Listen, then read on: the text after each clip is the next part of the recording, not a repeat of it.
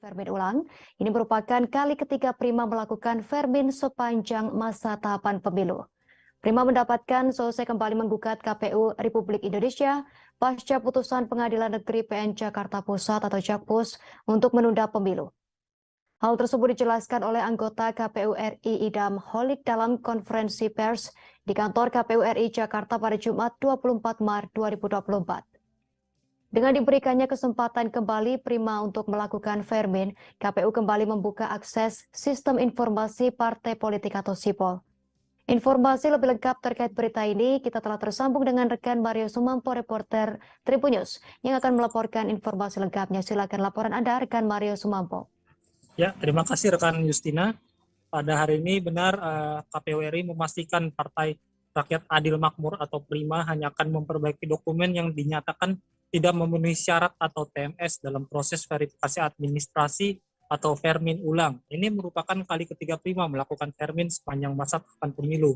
Prima kembali mendapatkan kesempatan Vermin usai menggugat KPU RI di Pengadilan Negeri Jakarta Pusat, yang dimana putusan Pengadilan Negeri ini menghasilkan hukuman untuk KPU supaya menunda pemilu 2024. Hal ini dijelaskan oleh anggota KPU RI Idam Holik dalam konferensi persnya di kantor KPU Jakarta Jumat 24 Maret 2024. Dengan diberikannya kesempatan kembali kepada Prima untuk melakukan Vermin, KPU kembali membuka akses sistem informasi partai politik atau SIPOL.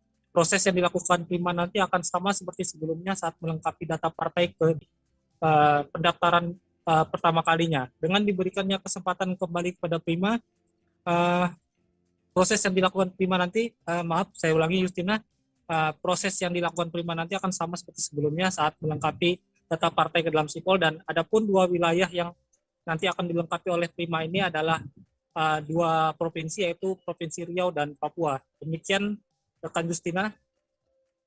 Baik, terima kasih atas laporan Anda, rekan Mario Sumampo, reporter Tribun News. Selamat bertugas kembali. Berikut wawancara kami bersama anggota KPU RI Idam Holik. Apa yang selama ini Partai Prima telah sampaikan ya kepada kami dalam bentuk administrasi persyaratan pendaftaran partai politik peserta pemilu.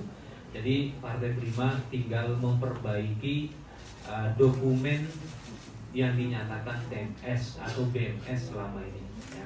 Karena kita ketahui dalam pelaksanaan pendaftaran partai politik peserta pemilu itu kita merujuk pada pasal 173 ayat 2 Undang-Undang Nomor 7 Tahun 2017 Junto Pasal 8 PKPU Nomor 4 Tahun 2022. Kami juga nanti akan menjelaskan kepada Partai Prima apabila memang nanti persyaratan administrasi yang kurang atau persyaratan perbaikan administrasi itu dipenuhi seluruhnya, kami akan lakukan tahapan verifikasi administrasi dan verifikasi faktual sebagaimana yang tertuang di dalam PKPU nomor 4 tahun 2022. Tahapan Partai Solidaritas Indonesia atau PSI di Jawa Tengah terus berupaya mencari suara masyarakat pada pemilu 2024 nanti. Hal ini dilakukan agar tercapai target kursi DPRD di Jawa Tengah. Wakil Ketua DPW PSI Jateng Eko Kristanto mengungkapkan target PSI di Jawa Tengah sendiri mengadopsi dari DPP PSI. Eko mengatakan usaha PSI Jawa Tengah untuk mendapatkan suara dan kursi, satu diantaranya dengan membuka penggalangan koin PSI yang sudah berlangsung di DPD PSI Karanganyar. Informasi lengkapnya akan dilaporkan rekan Mardon Widianto, reporter Tribun Solo. Silakan laporan Anda, rekan Mardon Widianto. Ya, terima kasih rekan Justina. Saya akan melaporkan terkait target PSI di pemilu 2024, yaitu mendapatkan kursi DPR di seluruh wilayah Provinsi Jawa Tengah, yaitu sekitar 35 kabupaten dan kota di Jawa Tengah. Partai Solidaritas Indonesia di Jawa Tengah terus berupaya mencari suara masyarakat pada pemilu 2024 serentak ke depan. Hal ini diungkapkan oleh Wakil Ketua DPW PSI Jateng Eko Kristanto saat ditemui di Kemuning, Karanganyar. Usaha-usaha tersebut dilakukan untuk dapat meraih suara dengan cara melakukan galang dana, koin galang dana PSI yang sudah dilaksanakan di Kabupaten Karanganyar. Ya, dan sudah diimplementasikan, diterapkan di 2 tempat, yaitu di Kemuning dan di Jenawi, Seloromo Jenawi, Kabupaten Karanganyar. Dan nantinya diharapkan semua dari di seluruh Jawa Tengah bisa mengikuti langkah dari Karanganyar, dan lebih harapnya lagi langkah yang dilakukan PSI juga diikuti oleh partai-partai yang lain, karena menurutnya untuk langkah ini bisa mendekatkan rakyat bisa merasakan hal tersebut, apa yang dilakukan partai tersebut. Demikian. Baik, terima kasih atas laporan Anda rekan Mardon Widianto, reporter Tribun Solo. Selamat bertugas kembali. Berikut wawancara bersama Wakil Ketua DPW PSI Jawa Tengah, Eko Kristanto.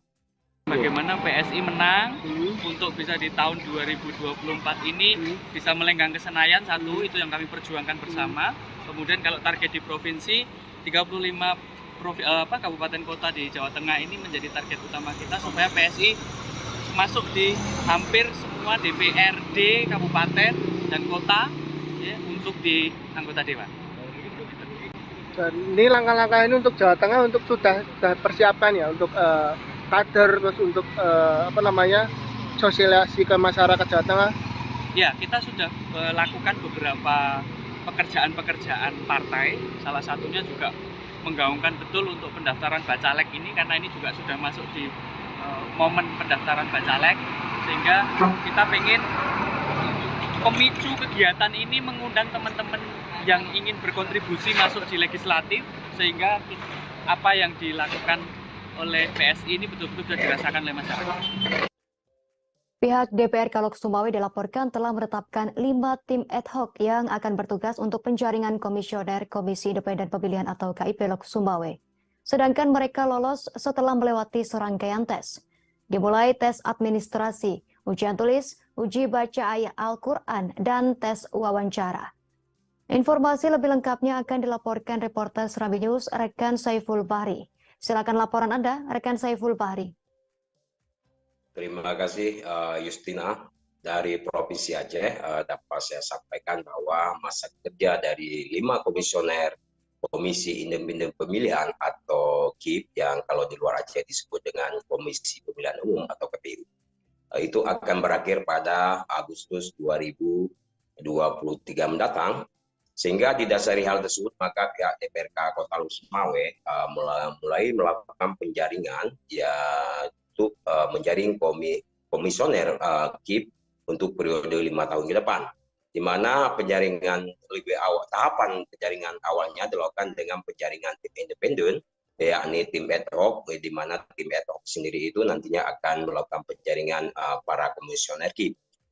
Jadi sesuai informasi dari Ketua Komisi DPRK Kota Lok Sumbawa bahwa penjaringan tim ad hoc ini sendiri telah dimulai dengan pembukaan pendaftaran yakni pada 6 Maret sampai dengan 13 Maret 2023. Dari masa pendaftaran tersebut ada 18 calon anggota ad hoc yang mendaftar. Sehingga dari hasil seleksi administrasi 17 dinyatakan lolos dan 1 dinyatakan gugur. Setelah itu dilakukan tahapan seleksi yang kedua, yakni dengan ujian tulis. Di ujian tulis ternyata sampai 7 calon yang gugur sehingga 10 orang yang dinyatakan lolos. Dari 10 orang dari 10 calon yang lolos dari ujian tulis maka berhak mengikuti uji baca Al-Quran, dan dari 10 calon semuanya lulus bisa melakukan uji baca Al-Quran, dilanjutkan dengan sesi wawancara yakni sesi ujian terakhir, dan setelah ujian sesi wawancara maka ditekan 5 anggota ad hoc yang akan melakukan penjaringan terhadap komisioner KIP Kota Lok Sumbawa, di mana mereka 5 orang tersebut telah diumumkan 2 hari yang lalu di mana mereka adalah Dr. Denny Muktadi, lalu ada Dr. Faisal Masriadi SEMSI, lalu ada Dr. Ikramuddin SEMSI, lalu Dr. Mahyudi SEMM, dan yang terakhir Muzakir SHMA.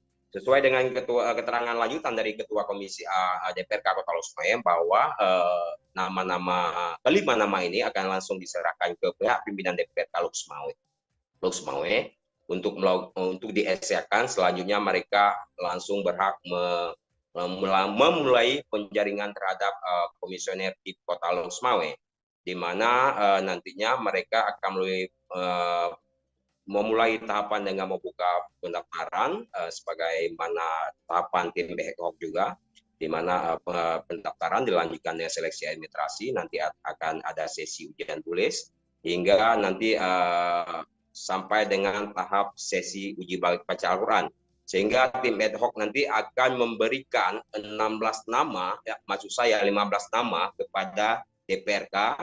Untuk selanjutnya pihak DPRK akan melakukan uji kelayakan dan kepatutan terhadap 15 calon komisioner tersebut. Selanjutnya baru pihak DPRK menetapkan 5 komisioner KIP Kota Lok Sumawe untuk 5 tahun ke depan. Dan ditargetkan bahwa proses seleksi ini sendiri akan berakhir hingga bulan Juli 2023 mendatang. Demikian, Justina. Baik, terima kasih atas laporan Anda, rekan Saiful Bahri, reporter Surabaya News. Selamat bertugas kembali. Koalisi Organisasi Masyarakat Sipil Sulawesi Selatan OMS Sulsel Kawal Pemilu mempertanyakan independensi tim seleksi atau timsel calon anggota Komisi Pemilihan Umum KPU Sulsel. Seorang tim dari koalisi OMS Sulsel Kawal Pemilu Aflina Mustafainah membeberkan temuan OMS dalam proses seleksi. Timsel diduga sengaja mengabaikan prinsip keadilan, kejujuran, dan kemaslahatan rakyat dan bangsa Indonesia. Menurut Aflina, Timsel calon komisioner KPU Sulsel tergesa-gesa meloloskan nama-nama sejumlah komisioner yang diduga bermasalah dan dalam proses sidang kode etik untuk diteruskan sebagai bakal calon. Lebih lengkapnya terkait berita ini akan dilaporkan rekan Wahyudin Tamrin, reporter Tribun Timur. Silakan laporan Anda, rekan Wahyudin Tamrin. Baiklah rekan Justina dan Tribuners dimanapun berada, dapat kami laporkan terkait laporan Koalisi Organisasi Masyarakat Sipil Sulawesi Selatan yang menduga tim seleksi Komisi Pemilihan Umum tergesa-gesa dalam menetapkan calon anggota komisioner KPU Sulawesi Selatan periode 2023-2028. Koalisi OMS menganggap sebelumnya ada 2 komisioner atau petahana saat ini yang kembali mendaftar sebagai komisioner KPU Sulsel periode selanjutnya. Namun 2 di antara petahana tersebut dianggap bermasalah karena dalam proses penetapan hasil verifikasi faktual anggota partai politik beberapa waktu lalu dianggap memiliki kesalahan. Dan saat ini Koalisi Organisasi Masyarakat Sipil mengadukan komisioner tersebut ke DKPP Pusat atau DKPP RI dan saat ini prosesnya masih berlangsung. Namun dalam proses pelaporan ini Tribuners, di sini tim seleksi KPU Sulawesi Selatan telah menetapkan komisioner KPU Sulawesi Selatan atau 14 nama calon anggota komisioner KPU Sulawesi Selatan. 2 diantaranya merupakan petahana yang diduga bermasalah dalam menetapkan anggota partai politik beberapa waktu yang lalu. Nah, dugaan inilah yang kemudian dilaporkan oleh Koalisi Masyarakat Sipil dan tim seleksi telah menetapkan, sehingga Koalisi Masyarakat Sipil menganggap keputusan tim seleksi tergesa-gesa dalam menetapkan komisioner yang dianggap bermasalah. Sementara itu Tribuners, Ketua Tim Seleksi Nur Fadila mengatakan telah mengklarifikasi setiap dugaan yang disampaikan oleh koalisi OMS terhadap petahana atau terduga yang dianggap pelanggar kode etik. Demikian yang dapat kami laporkan dari Makassar.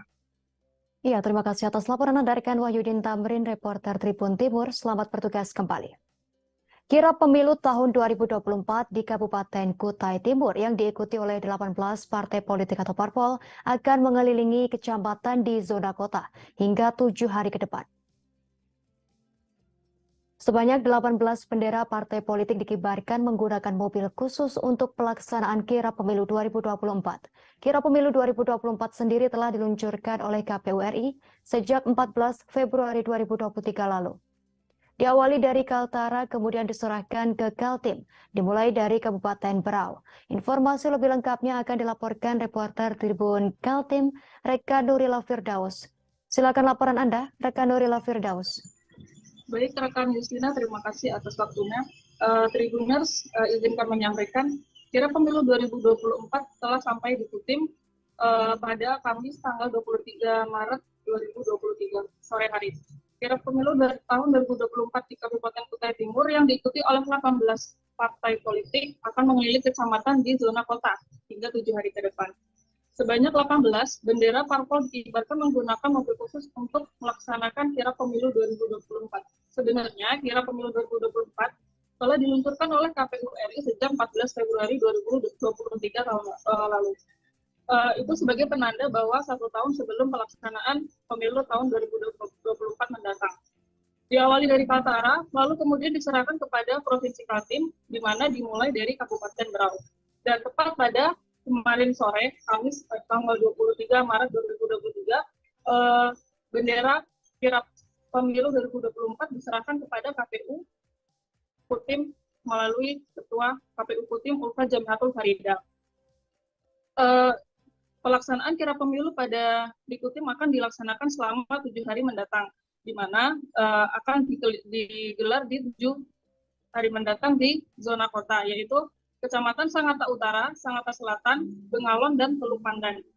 Kemudian Ulfa juga menyebutkan bahwa kirap pemilu 2024 ini tidak bisa menggapai hingga ke 18 kecamatan di wilayah Kaltim, karena kan waktu yang disediakan sudah sangat mepet, hanya 7 hari. Dan akses antar kecamatan di wilayah itu sangat sulit. Jadi sehingga di luar Sangatta dan Bengalon itu ada Teluk Pandan di kecamatan terakhir, di mana Teluk Pandan sebagai tempat terakhir untuk penyerahan dari Kaltim menuju Kota Bontang. Kendati demikian, Ulfa pun juga menyampaikan bahwa sosialisasi tersebut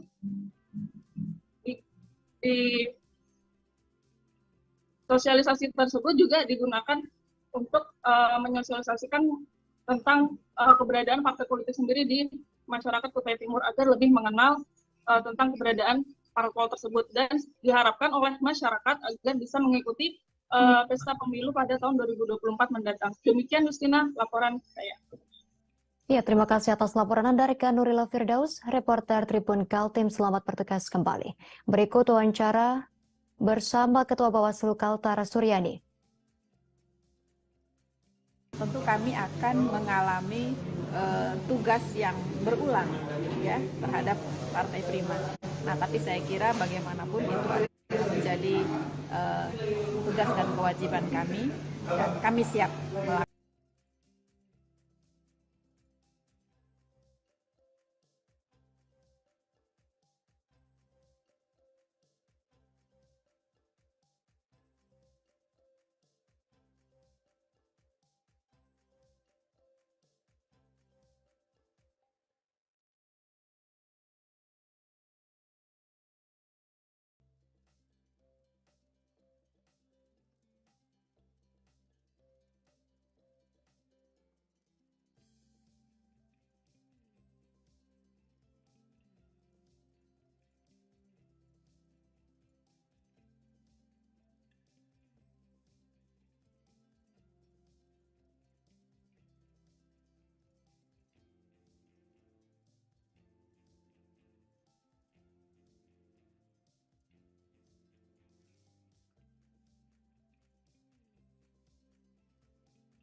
Euforia pemilu semakin terasa di Lembata saat bendera kirap pemilu 2024 tiba di Pelabuhan Balauring, Kecamatan Omesuri pada sekira pukul 12 siang waktu Indonesia Tengah pada Kamis 23 Maret 2023. Bendera Kirap Pemilu 2024 dibawa oleh rombongan KPU Kabupaten Alor dan Sekretaris KPU Provinsi NTT Adi Wijaya Bakti melalui jalur laut.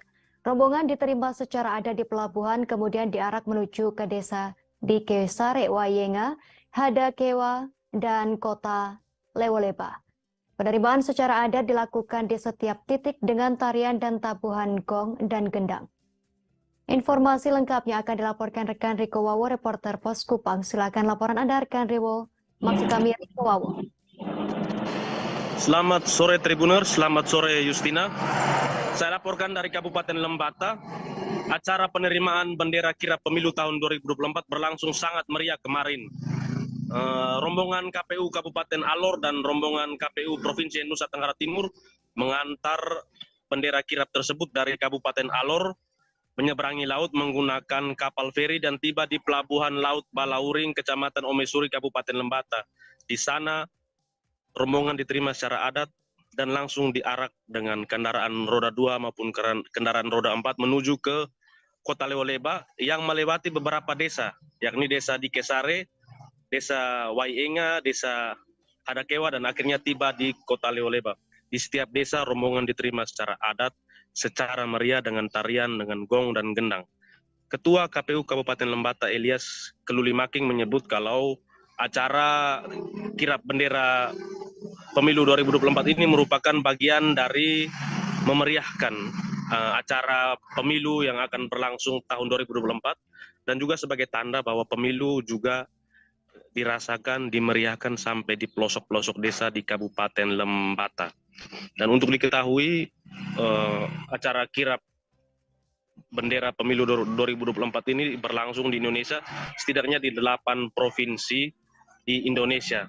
Dan penjabat Bupati Lembata saat itu, Marsianus Jawa kemarin, dia menyampaikan, dia berpesan singkat supaya penyelenggara pemilu, dalam hal ini KPU Kabupaten Lembata, betul-betul menjaga integritas, serius, dan tidak main-main menghelat pemilu 2024 yang akan berlangsung tepatnya tanggal 14 Februari tahun depan.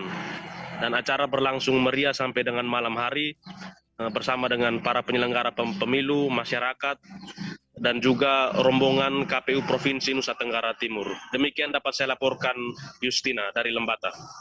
Baik, terima kasih atas laporan Anda, rekan Riko Wawo, reporter Pos Kupang. Selamat bertugas kembali. Berikut kami tampilkan wawancara bersama Sekretaris KPU Provinsi NTT Adi Wijaya Bakti.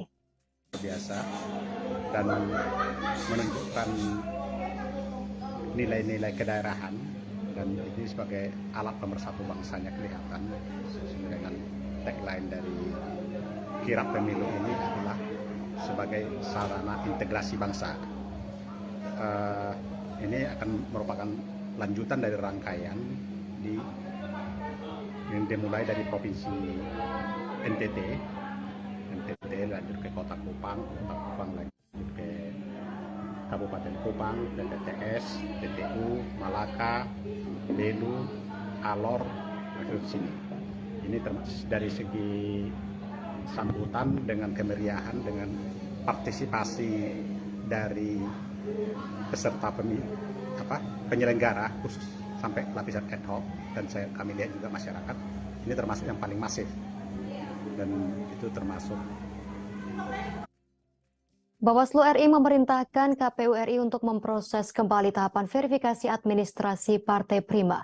Putusan Bawaslu RI tersebut menanggapi gugatan Partai Prima yang sebelumnya telah dinyatakan tak memenuhi syarat oleh KPU RI.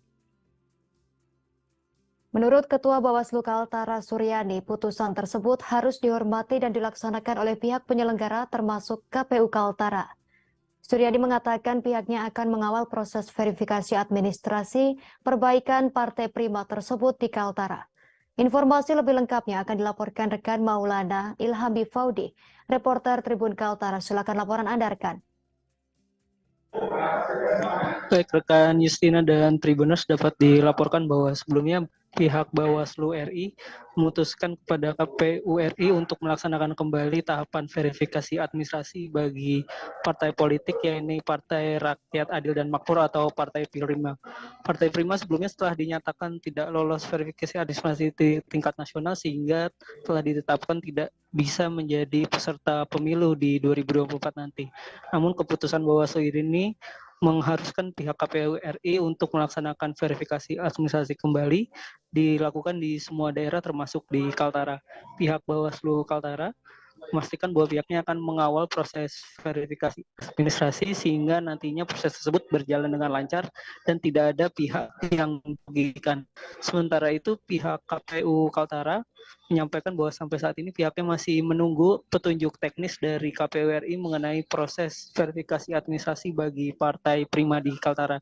Menurut Ketua KPU Kaltara, Suryanata Al-Islami, sebelumnya Partai Prima telah lolos dalam tahap verifikasi administrasi di perubahan, khususnya di wilayah Kaltara. Adapun di tahap verifikasi faktual belum dilakukan karena memang di tingkat nasional Partai Prima sendiri belum dinyatakan lolos ke tahap verifikasi faktual. Demikian rekan Justina laporannya untuk saat ini. Ya, terima kasih atas laporan Anda rekan Maulana Ilhami Faudi, reporter Tribun Kaltara. Selamat bertugas kembali. Berikut kami tampilkan tayangan wawancara bersama Ketua Bawaslu Kaltara, Suryani. Tentu kami akan mengalami tugas yang berulang ya terhadap Partai Prima. Nah, tapi saya kira bagaimanapun itu menjadi tugas dan kewajiban kami dan kami siap melakukan karena di Kaltara dia lolos ya, Partai Prima memenuhi syarat bahkan di 4 wilayah ya walaupun menemukan tidak. Maka mari kita kawal bersama ya terkait dengan proses verifikasi faktualnya nanti. Sedangkan hasil finalnya yaitu nanti ya kita tunggu apakah Partai Prima lolos atau tidak sebagai peserta pemilu tahun 2024, nanti kita tunggu prosesnya. Kalau terkait dengan putusan PN yang penundaan pemilu itu sendiri gimana? Apa memang tetap tahapan harus berjalan atau gimana? Terkait dengan OPN, salah satu PN itu ya. Iya, saya kira semua ya aktivis politik ya, akademisi, kemudian juga penyelenggara. Wacana duet Prabowo Ganjar atau Ganjar Prabowo disebut merupakan suatu hal yang sangat tak mungkin terrealisasi.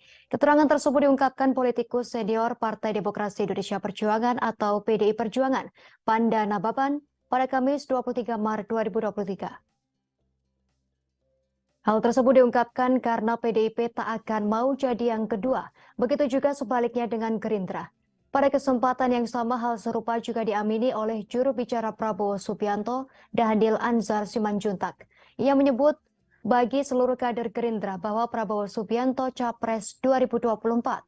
Presiden Joko Widodo tampak akrab saat jalan bareng dengan Menteri Pertahanan Prabowo Subianto dan Gubernur Jawa Tengah Ganjar Pranowo di Kebumen, Jawa Tengah pada Kamis 9 Maret 2023 lalu. Mereka di Kebumen saat kunjungan kerja panen raya padi dan berdialog dengan petani, tepatnya di Desa Lajar, Kecamatan Ambal, Kabupaten Kebumen, Jawa Tengah. Keakraban di antara mereka terlihat saat Jokowi selfie, mengambil foto bareng Prabowo dan Ganjar juga bersama petani. Dari foto-foto yang diperoleh tribunnews.com, Jokowi dan Prabowo terlihat memakai kemeja berwarna putih. Sementara Ganjar Pranowo memakai seragam dinas Gubernur Jawa Tengah berwarna coklat. Senyum mereka terlihat dari wajah Prabowo, Ganjar, dan Jokowi. Sesekalipun mereka tertawa. Wacana duet Prabowo dan Ganjar di Pilpres 2024 pun semakin menguat. Adapun Wakil Ketua Dewan Pembina Partai Gerindra Hashim Joyo Hadikusumo dikabarkan membuka peluang duet Prabowo-Ganjar. Hal tersebut sesuai Prabowo dan Ganjar mendampingi Presiden Joko Widodo atau Jokowi saat kunjungan kerja Kunker di Kebumen, Jawa Tengah. Menurut Hashim, hal tersebut dikarenakan Prabowo jauh lebih senior dibandingkan dengan Ganjar.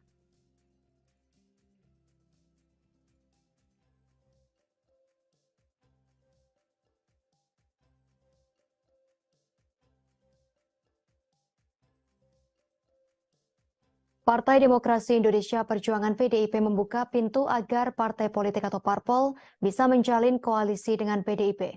Hal tersebut diungkapkan politikus Andreas Hugo Pareira pada Kamis 23 Maret 2023. PDIP membuka pintu agar partai politik atau parpol menjalin koalisi dengan PDIP asalkan tak saling ngotot-ngototan dalam proses kerjasama politiknya. Menurut Andreas, pembicaraan seputar koalisi sejatinya bisa langsung dibicarakan dengan Ketua Umum PDIP Megawati Soekarno Putri. Namun pembicaraan dengan saling ngotot-ngototan akan membuat proses kerjasama politik menjadi sulit. Andreas pun mengungkapkan bahwa kerjasama politik yang tak bisa diusik bagi PDIP yang menyangkut wilayah ideologis. Namun ia tak merinci maksud wilayah ideologis yang tak bisa diganggu-gugat dari partai berlambang banteng tersebut.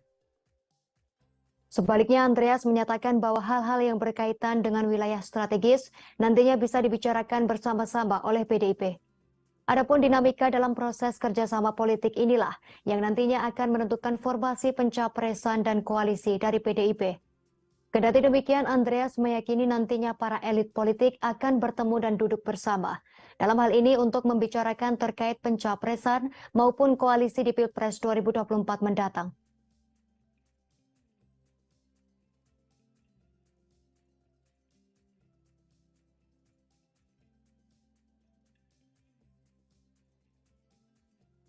Ketua DPP Partai Nasional Demokrat Effendi Khoiri mengaku prihatin dengan Badan Intelijen Negara atau BIN. Hal tersebut lantaran memasuki tahun politik sudah tak bekerja secara profesional dan berdasarkan tugas pokok serta fungsinya. Effendi Khoiri menuturkan mendapat laporan bahwa ada kerja-kerja intelijen yang sengaja mengganggu safari bakal calon presiden Koalisi Perubahan Anies Baswedan saat berkunjung ke daerah. Dalam operasi intelijen di daerah dengan tujuan mengganggu safari Anies tersebut, Effendi menerangkan adanya pengerahan orang-orang daerah untuk melakukan provokasi terhadap Anies melalui spanduk. Ia juga membeberkan bahwa adanya penghadangan Anies saat ke daerah juga tak terlepas dari kerja intelijen. Effendi pun mencontohkan saat kedatangan Anies di Banten pada Januari lalu. Saat ikut menurunkan salah satu spanduk provokasi di wilayah Banten, Effendi menyebut desain spanduk bukan buatan tangan sembarangan. Sementara itu pernyataan Kepala BIN terkait aura Presiden sebagian pindah ke Prabowo Subianto juga dikritik Ketua DPP Partai Nasional Demokrat Effendi Khoiri tersebut. Menurutnya BIN tak seharusnya mengungkapkan pernyataan tersebut di ranah politik. Sekjen PDIP Hasto Kristianto turut mengomentari terkait pernyataan Budi Gunawan. Menurut Hasto, aura kepemimpinan memang harus ditransformasikan kepada bawahannya. Karena Presiden Jokowi berasal dari PDIP, maka aura yang dimilikinya adalah aura kerakyatan kebangsaan. Sebagai informasi, Demokrat Nasional Demokrat dan PKS, satu suara mendukung Anies Baswedan sebagai bakal calon presiden dalam Pilpres 2024. Meski belum secara resmi mendeklarasikan diri, namun mereka menamakan gabungan partai politik ini sebagai Koalisi Perubahan. Sampai saat ini masih belum ada kesepakatan mengenai sosok calon wakil presiden untuk mendampingi Anies Baswedan di Pilpres 2024 mendatang.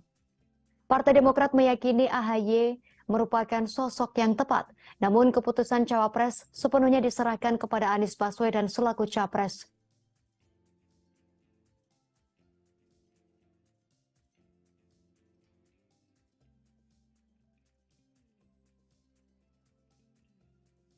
Lembaga Survei Indobarometer menyatakan Menteri BUMN Erick Thohir sebagai calon wakil presiden atau cawapres terkuat.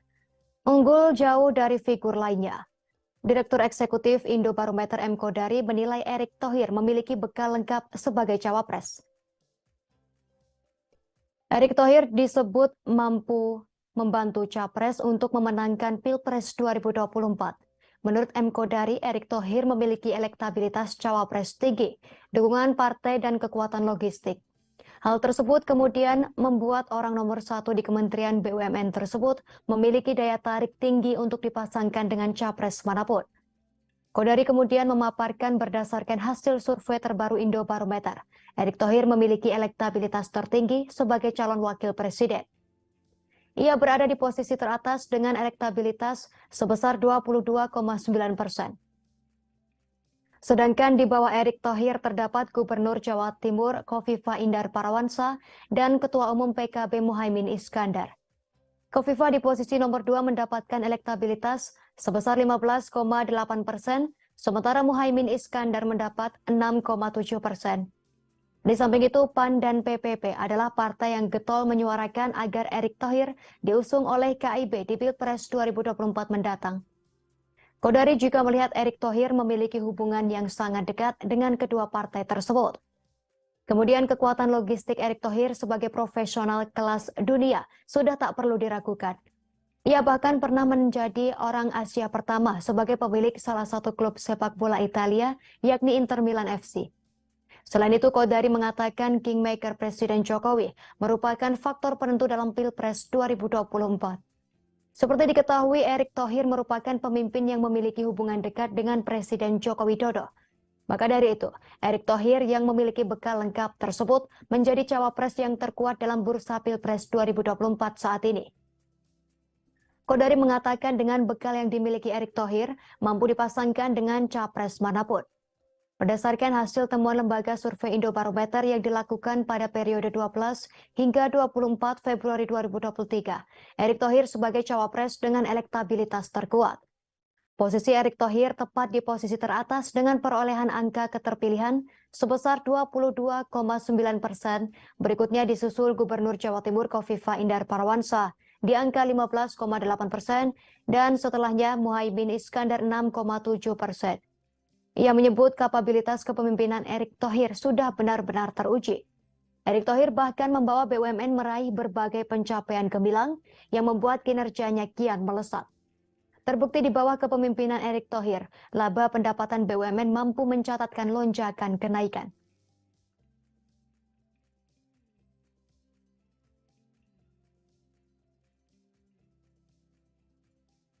KPU Kota Bogor tengah mempersiapkan pemilu 2024.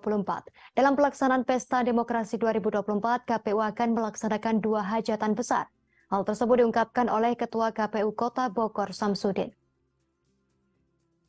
Samsudin berujar tingkat partisipasi masyarakat Kota Bogor mencapai 85,14%. Ia meyakini angka tersebut melebihi tingkat partisipasi di Jawa Barat dan nasional. Samsudin menuturkan dalam pelaksanaan Pesta Demokrasi 2024 akan melaksanakan 2 hajatan besar, yakni melaksanakan pemilu 2024 sesuai Undang-Undang Nomor 7 Tahun 2017. Masyarakat akan memilih Presiden, Wakil Presiden, DPR, DPD, DPRD Provinsi, dan DPRD Kabupaten Kota. Pemilu akan dilaksanakan pada Rabu 14 Februari 2024. Masyarakat akan mendapatkan 5 jenis surat suara di balik TPS. Selanjutnya, KPU akan mengadakan pilkada untuk memilih bupati atau wali kota di tingkat kabupaten kota dan gubernur di tingkat provinsi. Hal ini sesuai Undang-Undang Nomor 10 Tahun 2016 tentang pemilihan kepala daerah. Samsudin mengaku bersyukur karena 2 hajatan yakni pemilu dan pilkada dilaksanakan serentak pada 2024 sehingga persiapannya bisa dilakukan secara paralel. Ia menuturkan di satu sisi, pihaknya sedang mempersiapkan pemilihan presiden dan legislatif, dan di sisi lain mempersiapkan pemilihan kepala daerah. Menurut Samsudin, secara teknis, gelaran serentak tersebut memudahkan KPU melakukan sosialisasi dan edukasi, lantaran bisa dilakukan dalam satu paket hajatan pemilu 2024. Dikatakan Samsudin yang berbeda adalah lokus peserta yang akan dipilih, sedangkan pemilihnya sama. Untuk pemilihan presiden dan legislatif, ada calon perseorangan DPD dan dari partai politik atau presiden, DPR, DPRD provinsi, dan DPRD kabupaten kota. Sementara untuk pilkada ada calon dari partai politik dan independen. Diterangkan Samsudin terkait jumlah DPT untuk pemilu 2024. Berdasarkan data penduduk potensial pemilih pemilu DP4 dari Kementerian Dalam Negeri DP4, Bogor berada di angka 106.043 orang. Ada peningkatan sekira 90.000 orang selama kurun waktu 5 tahun terakhir, di mana mengacu pada pemilu 2019, jumlah DPT Bogor sekira 716.473 orang. Mengacu pemilu 2019 tersebut, tingkat partisipasi masyarakat Kota Bogor cukup tinggi, yakni 85,14%. Samsudin menuturkan jumlah tersebut melebihi tingkat partisipasi di Jawa Barat dan nasional. Pemilih pemula, ujar Samsudin, jika dilihat dari sisi angka, berada di kisaran 10 hingga 12%. Kalau dilihat datanya, sekira 85 dari 100 orang pemilih pemula datang ke TPS. mengacu ke hasil pemilu 2019, alhamdulillah Kota Bogor pada 2019 yang lalu tingkat partisipasinya lumayan tinggi di angka 85,14%. Jadi ini melampaui tingkat partisipasi di tingkat Provinsi Jawa Barat maupun di tingkat nasional. Itu dari mana tingkat kenaikannya? Di pemilih pemula kah atau memang ada yang masuk gitu ke Bogor atau gimana? Secara umum karena tingkat partisipasi itu melihat dan menghitungnya dari pemilih yang datang ke TPS, tentunya ini berarti dari semua segmen. Gitu. Karena 85% ini kan angka keseluruhan. Artinya itu terdiri dari pemilih yang tua, kemudian pemilih yang di usia yang produktif, dan yang ketiga adalah di pemilih pemula. Pemilih pemula kita kalau ngelihat dari sisi angka itu di kisaran angka 10-12%. Nah, berarti kalau kita bicara 85%, maka dari 100 orang pemilih pemula yang terdaftar, 85 orangnya datang ke TPS. Gitu. Oke. Terus gini, Kang. Informasi tadi sekaligus menutup perjumpaan kita dalam live, maksud kami dalam program Mata Lokal Memilih hari ini. Setelah ini masih ada program live update travel yang akan dipandu host Ariska Koirina. Saya Justina Kartika mewakili kru yang bertugas pamit undur diri. Terima kasih atas kebersamaan Anda. Sampai jumpa.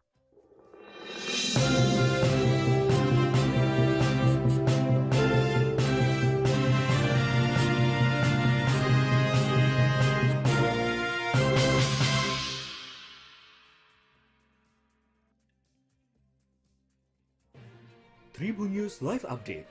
Tanggal 21. Selamat siang Tribuners, selamat sore Tribuners, selamat petang Tribuners, Anda sedang menyaksikan live update. Informasi teraktual dan terupdate dari siang hingga petang kami sajikan untuk Anda. Menewaskan 2 orang penumpang, yang mana kedua penumpang Kami perdalam. Tanggal 21. Selamat siang Tribuners, selamat sore Tribuners, selamat petang Tribuners, Anda sedang menyaksikan live update. Informasi teraktual dan terupdate dari siang hingga petang kami sajikan untuk Anda. Menewaskan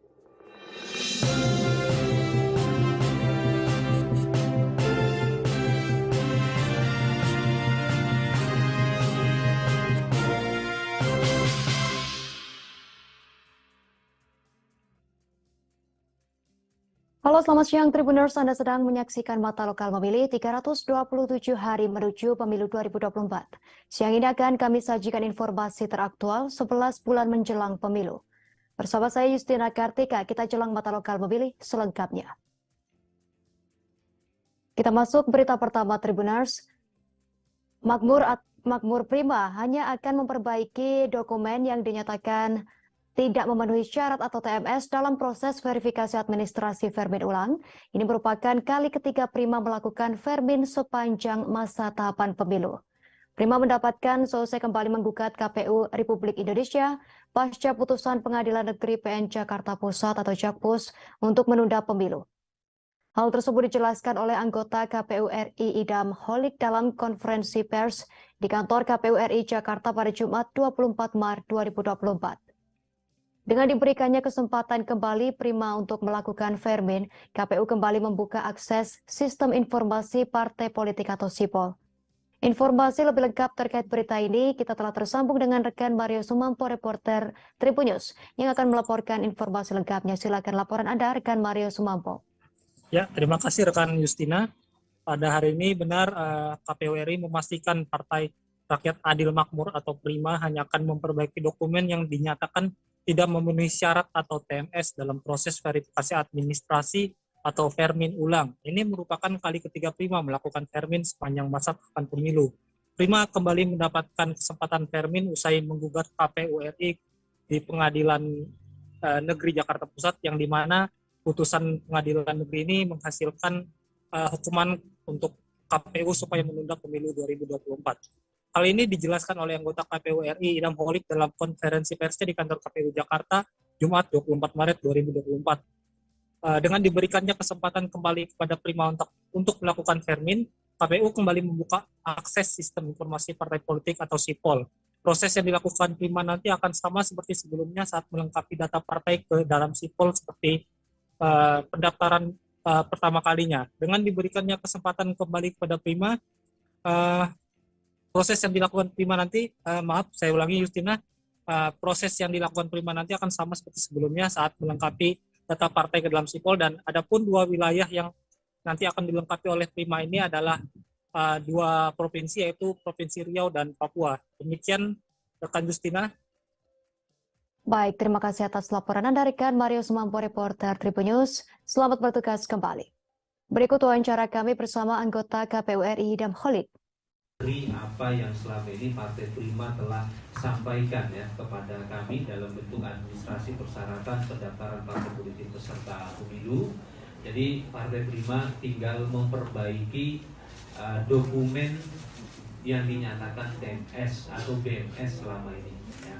Karena kita ketahui dalam pelaksanaan pendaftaran partai politik peserta pemilu itu kita merujuk pada pasal 173 ayat 2 Undang-Undang Nomor 7 Tahun 2017 Junto Pasal 8 PKPU Nomor 4 Tahun 2022. Kami juga nanti akan menjelaskan kepada Partai Prima apabila memang nanti persyaratan administrasi yang kurang atau persyaratan perbaikan administrasi itu dipenuhi seluruhnya, kami akan lakukan tahapan verifikasi administrasi dan verifikasi faktual sebagaimana yang tertuang di dalam PKPU nomor 4 tahun 2022. Tahapan Partai Solidaritas Indonesia atau PSI di Jawa Tengah terus berupaya mencari suara masyarakat pada pemilu 2024 nanti. Hal ini dilakukan agar tercapai target kursi DPRD di Jawa Tengah. Wakil Ketua DPW PSI Jateng Eko Kristanto mengungkapkan target PSI di Jawa Tengah sendiri mengadopsi dari DPP PSI. Eko mengatakan usaha PSI Jawa Tengah untuk mendapatkan suara dan kursi, satu diantaranya dengan membuka penggalangan koin PSI yang sudah berlangsung di DPD PSI Karanganyar. Informasi lengkapnya akan dilaporkan rekan Mardon Widianto, reporter Tribun Solo. Silakan laporan Anda, rekan Mardon Widianto.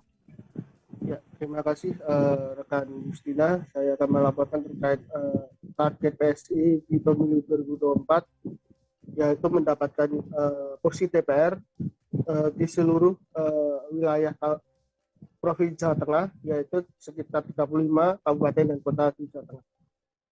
Partai Solidaritas Indonesia di Jawa Tengah terus berupaya mencari suara masyarakat pada pemilu 2024 serentak ke depan. Hal ini diungkapkan oleh Wakil Ketua DPW PSI Jateng Eko Kristanto saat ditemui di Kemuning, Karanganyar. Usaha-usaha tersebut dilakukan untuk dapat meraih suara dengan cara melakukan galang dana, koin galang dana PSI yang sudah dilaksanakan di Kabupaten Karanganyar. Ya, dan sudah diimplementasikan, diterapkan di 2 tempat, yaitu di Kemuning dan di Jenawi, Seloromo Jenawi, Kabupaten Karanganyar. Dan nantinya diharapkan semua dari di seluruh Jawa Tengah bisa mengikuti langkah dari Karanganyar, dan lebih harapnya lagi langkah yang dilakukan PSI juga diikuti oleh partai-partai yang lain, karena menurutnya untuk langkah ini bisa mendekatkan rakyat bisa merasakan hal tersebut, apa yang dilakukan partai tersebut. Demikian. Baik, terima kasih atas laporan Anda rekan Mardon Widianto, reporter Tribun Solo. Selamat bertugas kembali. Berikut wawancara bersama Wakil Ketua DPW PSI Jawa Tengah Eko Kristanto. Bagaimana PSI menang untuk bisa di tahun 2024 ini bisa melenggang ke Senayan, satu itu yang kami perjuangkan bersama. Kemudian kalau target di provinsi 35 kabupaten kota di Jawa Tengah ini menjadi target utama kita supaya PSI masuk di hampir semua DPRD kabupaten dan kota ya, untuk di anggota dewan. Dan ini langkah-langkah ini untuk Jawa Tengah untuk sudah persiapkan ya untuk kader, terus untuk sosialisasi ke masyarakat Jawa Tengah.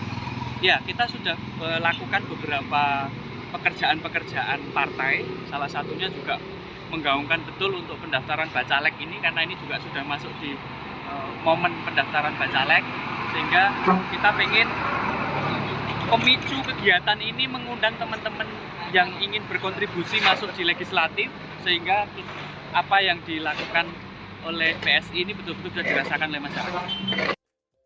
Pihak DPR Kalok Sumawe dilaporkan telah menetapkan 5 tim ad hoc yang akan bertugas untuk penjaringan komisioner Komisi Independen Pemilihan atau KIP Lok Sumawe. Sedangkan mereka lolos setelah melewati serangkaian tes. Dimulai tes administrasi, ujian tulis, uji baca ayat Al-Quran, dan tes wawancara.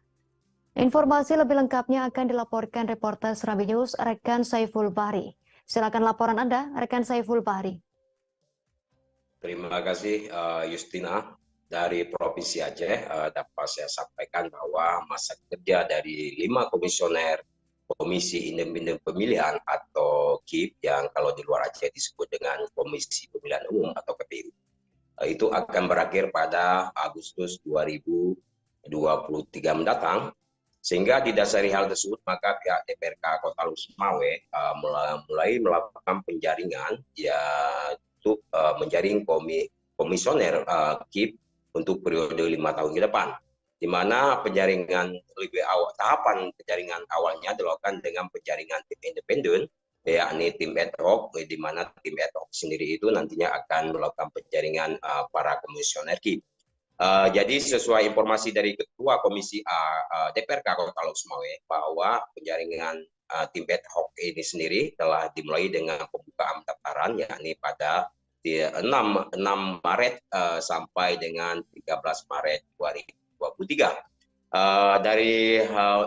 Dari masa pendaftaran tersebut ada 18 calon anggota ad hoc yang mendaftar, sehingga dari hasil seleksi administrasi 17 dinyatakan lolos dan 1 dinyatakan gugur. Setelah itu dilakukan tahapan seleksi yang kedua, yakni dengan ujian tulis. Di ujian tulis ternyata sampai 7 calon yang gugur, sehingga 10 orang yang dinyatakan lolos.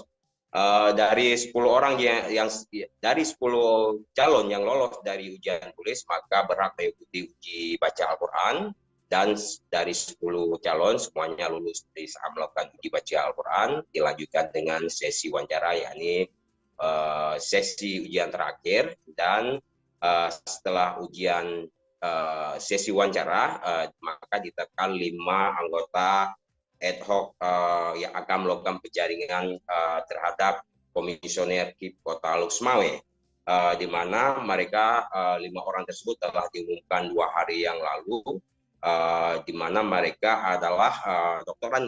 Deni Muktadi, lalu ada Dr. Faisal Masriadi SEMSI, lalu ada Dr. Ikramuddin SEMSI, lalu Dr. Mahyudi SEMM, dan yang terakhir Muzakir SHMA. Sesuai dengan keterangan lanjutan dari Ketua Komisi A DPRK Kota Lok Sumawe bahwa